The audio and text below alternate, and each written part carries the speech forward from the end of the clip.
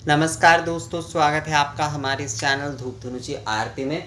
दोस्तों, आज मैं आपको बताऊंगा कि किस तरीके से बहुत सहजता से जो है आप घर पे धूप उत्सव कैसे मना सकते हैं। यानी कि माता के आप जो है वैसाखी पूर्णिमा के दिन माँ गंधेश्वरी की नाम से जो है अगर आप धूप उत्सव मनाना चाहते हैं तो घर पे, तो उसका सहज तरीका क्या है। तो सबसे सहज तरीका है कि माँ के आप तो एक जो है आप दूध धुनुची से आप आरती कर सकते हैं।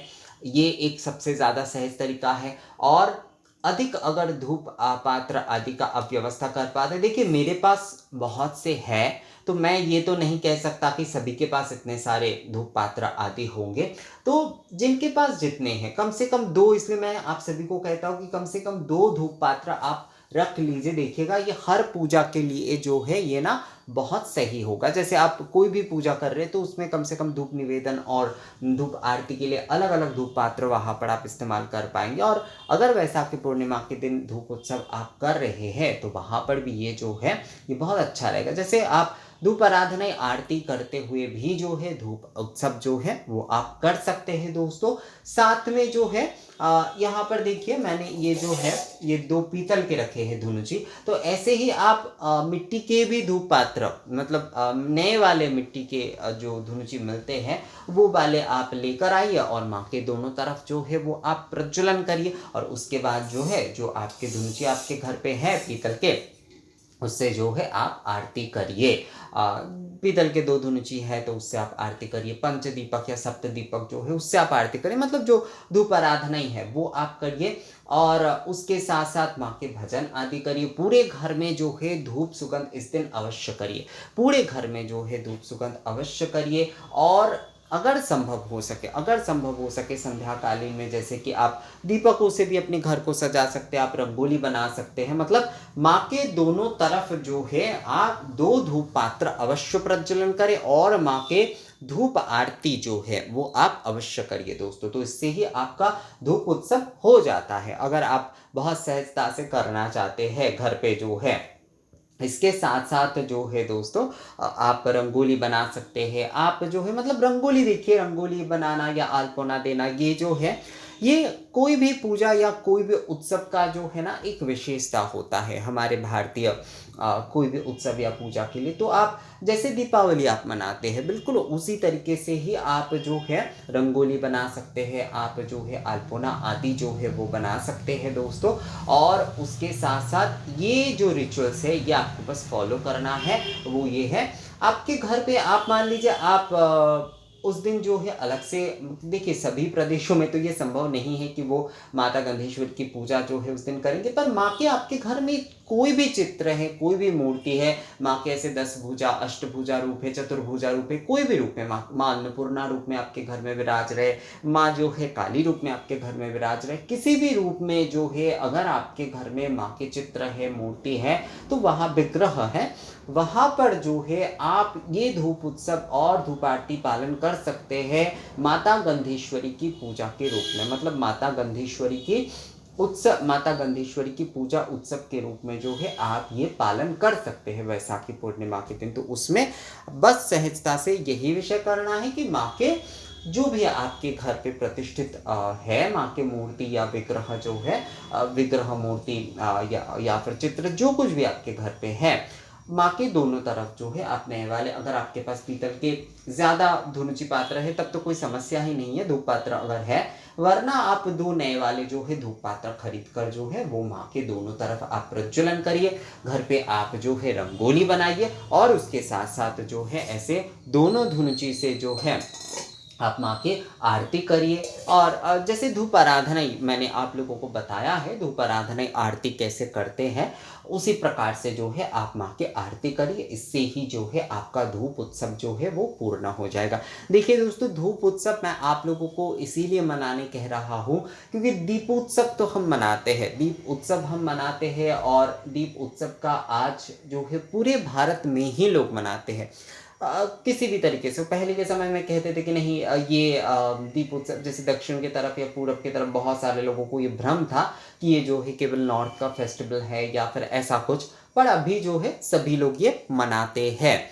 पूजा चाहे कोई भी हो या फिर जो है उनके नियम आदि दूसरे कुछ भी हो, पर धूप उत्सव दीप उत्सव जो है दीपावली के दिन जो है वो अवश्य रूप से मनाते हैं दोस्तों। साथ में जैसे कि देव दीपावली भी आजकल जो है कई जगहों पर जो है, वैसे तो ये काशी का उत्सव है पर कई जगहों पर मनाने लगा है, अभी जो है शुरू हुआ है। तो धूप उत्सव भी जो है माता गंधेश्वरी की पूजा के दिन, वैसाखी पूर्णिमा के दिन जो है धूप उत्सव भी तो है।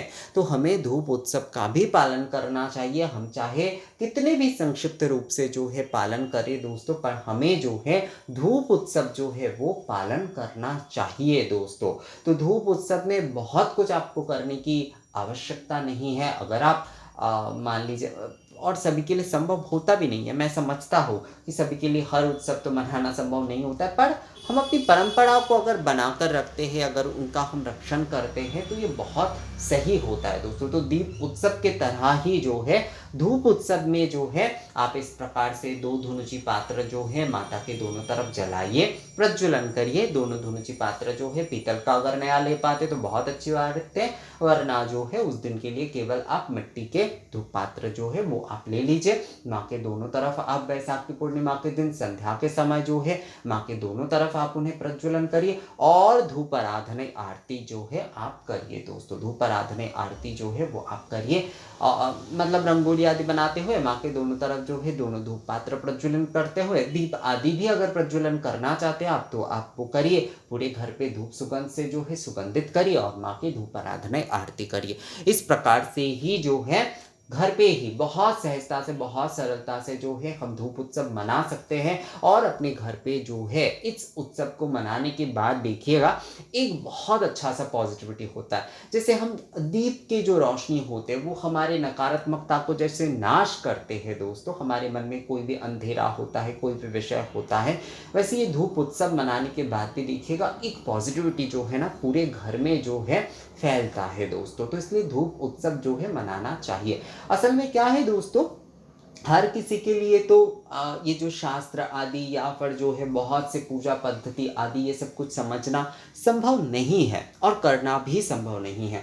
पर धूप दीप इस आरती ये जो सारे विषय हैं ये सभी लोग बहुत सहजता से जो है वो समझ भी जाते हैं और ये कर भी लेते हैं। तो इसीलिए धूप दीप आदि और अग्नि ही हमारा मूल है।